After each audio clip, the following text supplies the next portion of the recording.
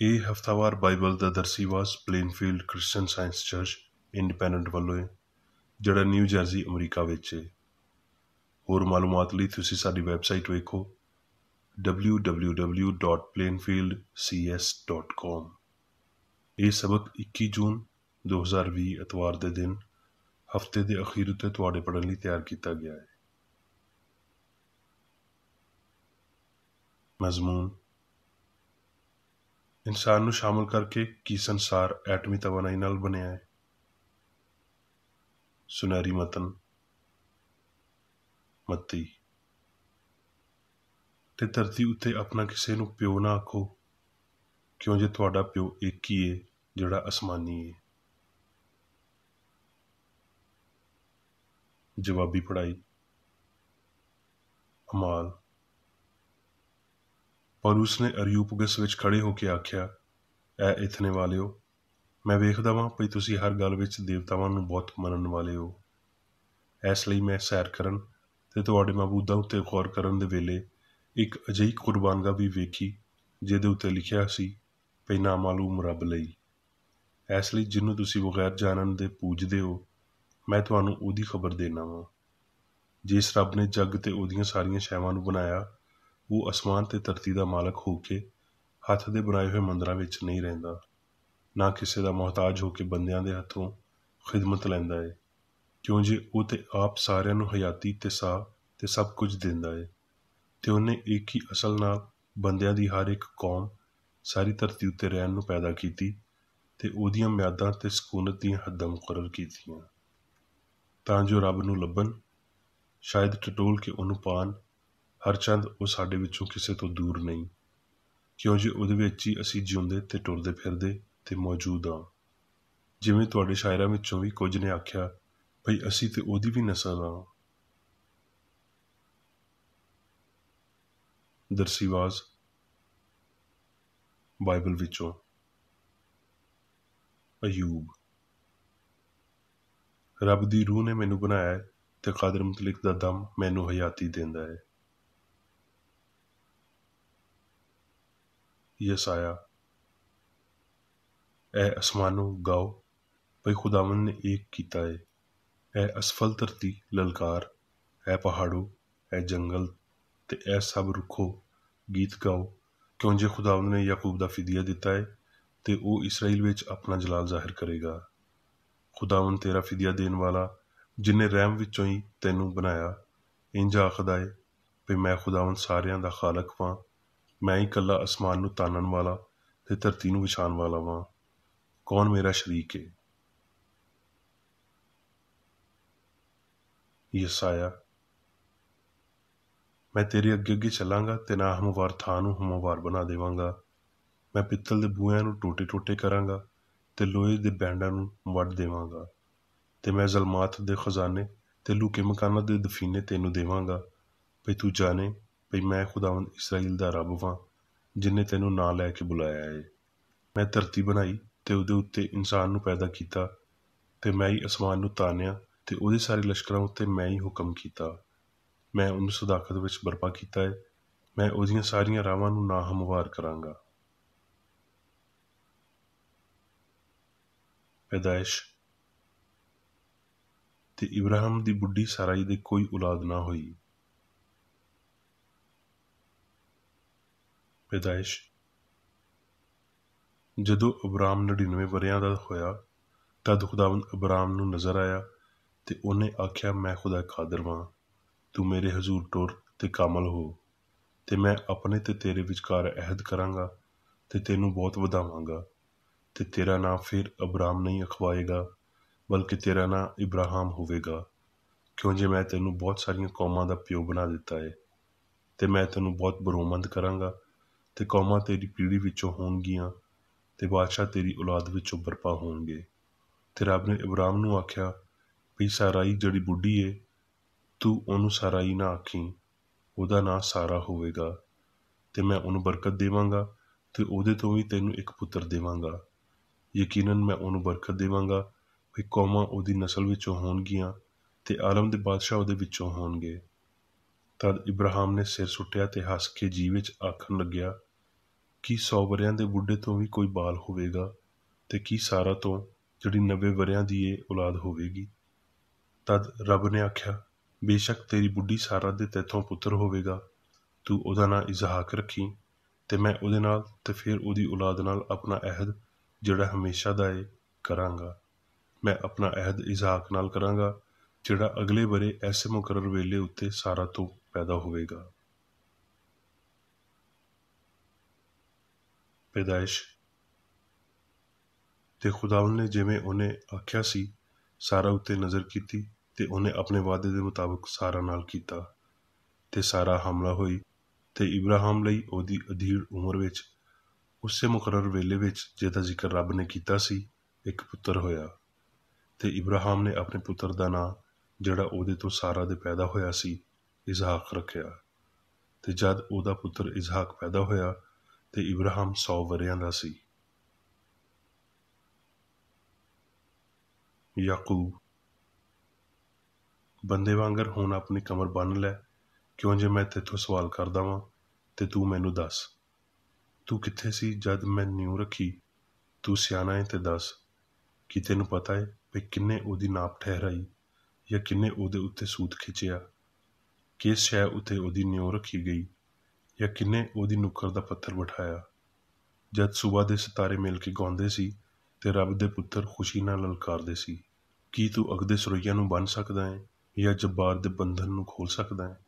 ਕੀ ਤੂੰ ਮੰਤਿਕਤਾਲ ਬਰੂਜ ਨੂੰ ਉਹਨਾਂ ਦੇ ਵੇਲਿਆਂ ਉੱਤੇ ਕੱਢ ਸਕਦਾ ਹੈ, ਜਾਂ ਬਨਾਤੁਲ ਨਾਸ਼ ਦੀ ਉਹਨਾਂ ਦੀਆਂ ਸਹੇਲੀਆਂ ਦੇ ਨਾਲ ਰਹਿਬਰੀ ਕਰ ਸਕਦਾ ਹੈ? ਅਯੂਬ। ਕੀ ਤੂੰ ਬਦਲਾਂ ਦੇ ਮਵਾਜ਼ਨੇ ਨੂੰ ਜਾਣਦਾ ਹੈ? ਇਹ ਉਹਦੇ ਹੀ ਹੈਰਤ ਵਾਲੇ ਕੰਮ ਨੇ ਜਿਹੜਾ ਇਲਮ ਵਿੱਚ ਕਾਮਲ ਏ। ਜਦ ਧਰਤੀ ਉੱਤੇ ਹਵਾ ਦੇ ਪਾਰੋਂ ਸਨਾਟਾ ਹੁੰਦਾ ਹੈ, ਤੇ ਤੇਰੇ ਕੱਪੜੇ ਗਰਮ ਕਿਉਂ ਹੋ ਜਾਂਦੇ ਨੇ? ਅਸੀਂ ਕਾਦਰ ਮਲਿਕ ਨੂੰ ਪਾ ਨਹੀਂ ਸਕਦੇ। ਉਹ ਕੁਦਰਤ ਤੇ ਅਦਲ ਵਿੱਚ ਸ਼ਾਨਦਾਰ ਏ, ਤੇ ਇਨਸਾਫ ਦੀ ਫਰਾਮਾਨੀ ਵਿੱਚ ਜ਼ੁਲਮ ਨਹੀਂ ਕਰੇਗਾ। ਮਰਕਸ। ਤੇ ਯਿਸੂ ਆਪਣੇ ਚੇਲਿਆਂ ਦੇ ਨਾਲ ਝੀਲ ਵੱਲ ਟੁਰ ਗਿਆ, ਤੇ ਗਲੀਲ ਤੋਂ ਇੱਕ ਵੱਡਾ ਜੱਥਾ ਉਹਦੇ ਮਗਰ ਆ ਗਿਆ। ਤੇ ਯਹੂਦੀਆ ਤੇ ਯਰੂਸ਼ਲਮ ਤੇ ਅਦੂਮੀਆ ਤੇ ਯਰਦਨ ਦੇ ਪਾਰ ਸੌਰ ਤੇ ਸੈਦਾ ਦੇ ਆਲਿਓਂ ਦੁਆਲਿਓਂ ਇੱਕ ਵੱਡਾ ਜੱਥਾ ਇਹ ਸੁਣ ਕੇ ਭਈ ਉਹ ਕੈਸੇ ਵੱਡੇ ਕੰਮ ਕਰਦਾ ਏ, ਉਹਦੇ ਕੋਲ ਆਇਆ। ਮਰਕਸ। ਉਸੇ ਦਿਨ ਜਦ ਸ਼ਾਮ ਹੋਈ, ਤੇ ਉਹਨੇ ਉਹਨਾਂ ਨੂੰ ਆਖਿਆ ਭਈ ਆਓ ਪਾਰ ਚਲੀਏ। ਤੇ ਉਹ ਜੱਥੇ ਨੂੰ ਛੱਡ ਕੇ ਉਹਨੂੰ ਜਿਸ ਹਾਲ ਵਿੱਚ ਉਹ ਹੈ ਸੀ, ਕਸ਼ਤੀ ਉੱਤੇ ਨਾਲ ਲੈ ਗਏ, ਤੇ ਉਹਦੇ ਨਾਲ ਹੋਰ ਕਸ਼ਤੀਆਂ ਵੀ ਸੀ। ਤਦ ਬੜੀ ਹਨੇਰੀ ਚੱਲੀ, ਤੇ ਛੱਲਾਂ ਕਸ਼ਤੀ ਉੱਤੇ ਇੱਥੇ ਤੀਕਰ ਆਈਆਂ ਭਈ ਕਸ਼ਤੀ ਪਾਣੀ ਨਾਲ ਭਰੀ ਜਾ ਰਹੀ ਸੀ, ਤੇ ਉਹ ਆਪ ਪਿਛਲੇ ਪਾਸੇ ਗੱਦੀ ਉੱਤੇ ਸੋ ਰਿਹਾ ਸੀ। ਤਦ ਉਹਨਾਂ ਨੇ ਉਹਨੂੰ ਜਗਾ ਕੇ ਆਖਿਆ, ਹੈ ਉਸਤਾਦ, ਤੈਨੂੰ ਕੋਈ ਫਿਕਰ ਨਹੀਂ ਵੀ ਅਸੀਂ ਮਰ ਰਹੇ ਹਾਂ? ਉਹਨੇ ਉੱਠ ਕੇ ਹਵਾ ਨੂੰ ਡਾਂਟਿਆ, ਤੇ ਪਾਣੀ ਨੂੰ ਆਖਿਆ, ਸਾਕਤ ਹੋ, ਰੁਕ ਜਾ। ਫਿਰ ਹਵਾ ਬੰਦ ਹੋ ਗਈ, ਤੇ ਬੜਾ ਸਕੂਨ ਹੋ ਗਿਆ। ਫਿਰ ਉਹਨੇ ਆਖਿਆ, ਤੁਸੀਂ ਕਿਉਂ ਡਰਦੇ ਹੋ? ਹਲੇ ਤੀਕਰ ਈਮਾਨ ਨਹੀਂ ਰੱਖਦੇ? ਤੇ ਉਹ ਬਹੁਤ ਡਰ ਗਏ, ਤੇ ਆਪਸ ਵਿੱਚ ਆਖਣ ਲੱਗੇ ਵੀ ਇਹ ਕੌਣ ਹੈ ਵੀ ਹਵਾ ਤੇ ਪਾਣੀ ਵੀ ਇਹਦਾ ਹੁਕਮ ਮੰਨਦੇ ਨੇ। ਆਮੂਸ। ਤੁਸੀਂ ਇਸ ਕਲਾਮ ਨੂੰ ਸੁਣੋ। ਉਹੀ ਸਰਈਆ ਤੇ ਜਬਾਰ ਤਾਰਿਆਂ ਦਾ ਖਾਲਕ ਏ, ਜਿਹੜਾ ਮੌਤ ਦੇ ਪਰਛਾਵੇਂ ਨੂੰ ਮਤਲਾ ਨੂਰ, ਤੇ ਰੋਜ਼ੇ ਰੋਸ਼ਨ ਨੂੰ ਸ਼ਬੇ ਦਜੂਰ ਬਣਾ ਦਿੰਦਾ ਏ, ਤੇ ਸਮੁੰਦਰ ਦੇ ਪਾਣੀ ਨੂੰ ਬੁਲਾਉਂਦਾ, ਤੇ ਧਰਤੀ ਉੱਤੇ ਫੈਲਾਉਂਦਾ ਏ, ਜਿਹਦਾ ਨਾਂ ਖੁਦਾਵੰਦ ਏ। ਹੁਣ ਮੈਂ ਮੀਰ ਬੇਕਰ ਰੈਡੀ ਦੀ ਲਿਖੀ ਹੋਈ ਕ੍ਰਿਸਚਨ ਸਾਇੰਸ ਦੀ ਦਰਸੀ ਕਿਤਾਬ ਸਾਇੰਸ ਤੇ ਸਿਹਤ ਆਇਤਾਂ ਦੀ ਕੁੰਜੀ ਦੇ ਨਾਲ ਵਿੱਚੋਂ ਲਈਆਂ ਹੋਈਆਂ ਲਿਖਾਈਆਂ ਪੜ੍ਹਾਂਗਾ। ਸਾਇੰਸ ਤੇ ਸਿਹਤ।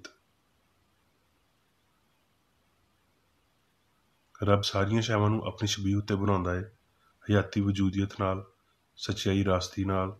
ਰੱਬ ਨੇਕੀ ਨਾਲ ਮੁਨਕਸ ਹੁੰਦਾ ਏ, ਜਿਹੜੇ ਆਪਣੇ ਸਲਾਮਤੀ ਤੇ ਇਸਤਕਲਾਲ ਨੂੰ ਅਨਾਇਤ ਕਰਦੇ ਨੇ। ਮੁਹੱਬਤ ਬੇਗਰਜ਼ੀ ਨਾਲ ਮੁਅੱਤਰ ਹੋ ਕੇ ਸਾਰਿਆਂ ਨੂੰ ਖੂਬਸੂਰਤੀ ਤੇ ਲੋਹ ਨਾਲ ਨਵਾਉਂਦੀ ਏ। ਸਾਡੇ ਪੈਰਾਂ ਹੇਠਾਂ ਘਾਹ ਖਾਮੋਸ਼ੀ ਨਾਲ ਆਖਦੀ ਏ ਭਈ ਹਲੀਮ ਧਰਤੀ ਦੇ ਵਾਰਸ ਹੋਣਗੇ। ਮਾਮੂਲੀ ਕਤਲਬ ਦੀ ਝਾੜੀ ਆਪਣੀ ਮਿੱਠੀ ਖੁਸ਼ਬੂ ਅਸਮਾਨ ਵੱਲ ਘੱਲਦੀ ਏ। ਵੱਡੀ ਚਟਾਨ ਆਪਣਾ ਪਰਛਾਵਾਂ ਤੇ ਪਨਾਹ ਦਿੰਦੀ ਏ। ਸੂਰਜ ਦੀ ਲੋਅ ਚਰਚ ਦੇ ਗੁੰਬਦ ਵਿੱਚੋਂ ਚਮਕਦੀ ਏ, ਕੈਦਖਾਨੇ ਉੱਤੇ ਡਿੱਗਦੀ ਏ, ਬਿਮਾਰ ਦੇ ਕਮਰੇ ਵਿੱਚ ਪੈਂਦੀ ਏ, ਫੁੱਲਾਂ ਨੂੰ ਰੌਸ਼ਨ ਕਰਦੀ ਏ, ਧਰਤੀ ਦੇ ਮੰਜ਼ਰ ਨੂੰ ਸੋਹਣਾ ਬਣਾਉਂਦੀ ਏ, ਧਰਤੀ ਨੂੰ ਬਰਕਤ ਦਿੰਦੀ ਏ। ਇਨਸਾਨ ਉਹਦੀ ਛਬੀਹ ਉੱਤੇ ਬਣਾਏ ਜਾਣ ਨਾਲ ਪੂਰੀ ਧਰਤੀ ਉੱਤੇ ਰੱਬ ਦੀ ਹਾਕਮੀਅਤ ਦਾ ਪਰਛਾਵਾਂ ਬਣਦਾ ਤੇ ਮਲਕੀਅਤ ਰੱਖਦਾ ਏ।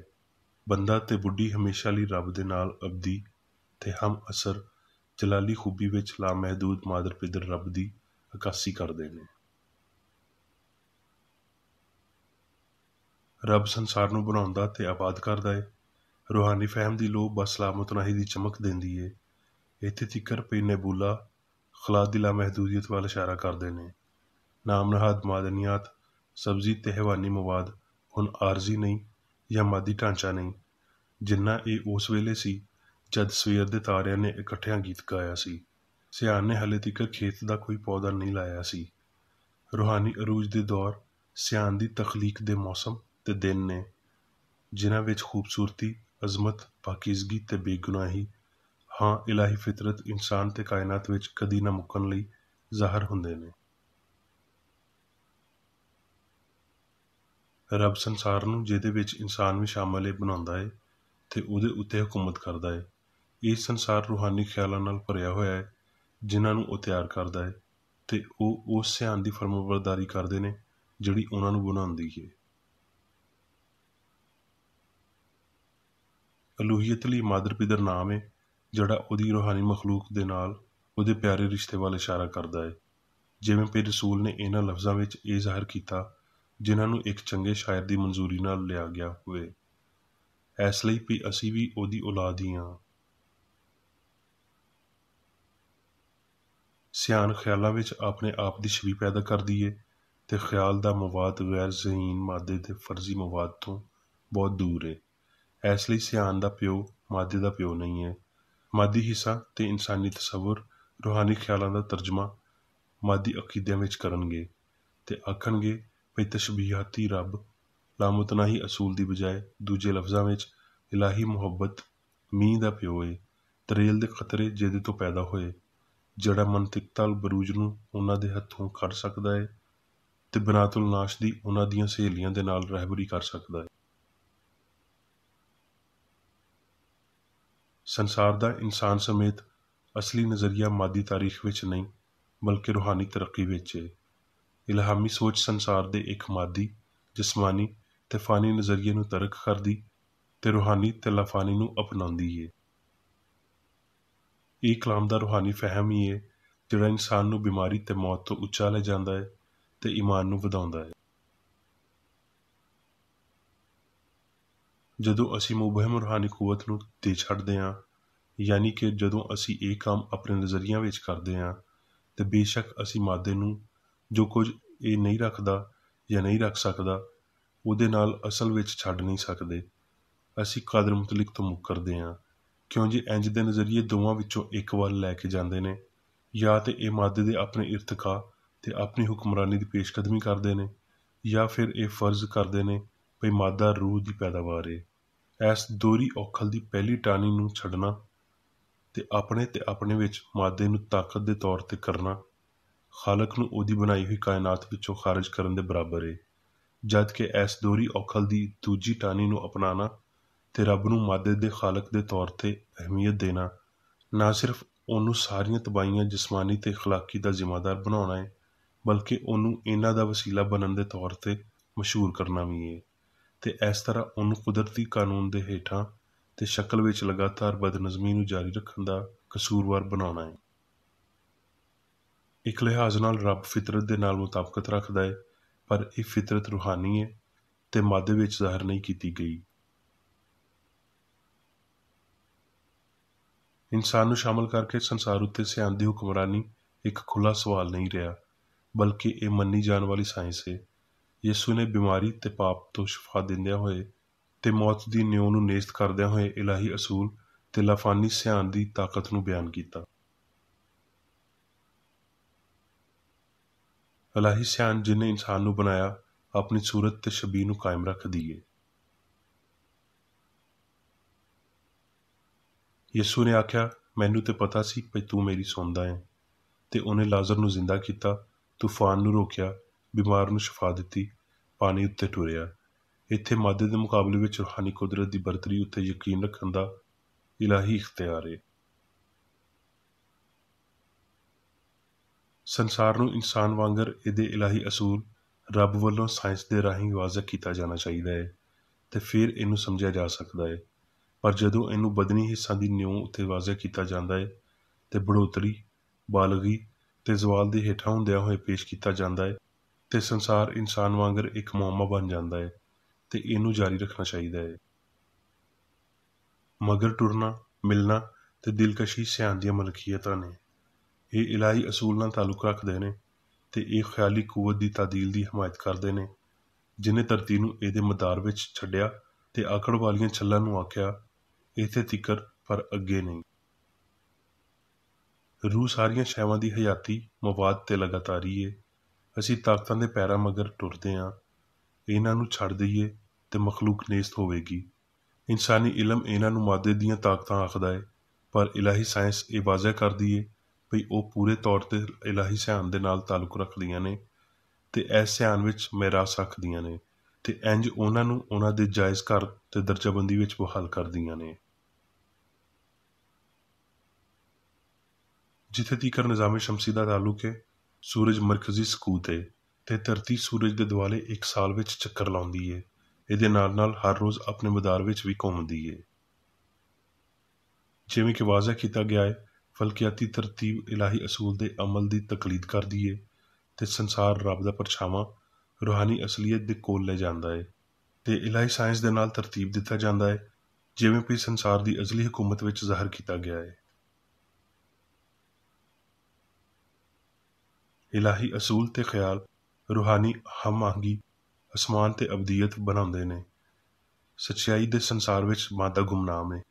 ਗਲਤੀ ਦੇ ਹਨੇਰੇ ਤੋਂ ਇਲਾਹੀ ਸਾਇੰਸ ਯਾਨੀ ਰੱਬ ਦਾ ਕਲਾਮ ਇਹ ਭਈ ਰੱਬ ਕੁੱਲ ਦਾ ਹਾਕਮ ਹੈ ਤੇ ਅਜ਼ਲੋਂ ਮੌਜੂਦ ਪਿਆਰ ਦੀ ਲੋ ਸੰਸਾਰ ਨੂੰ ਰੋਸ਼ਨ ਕਰਦੀ ਹੈ।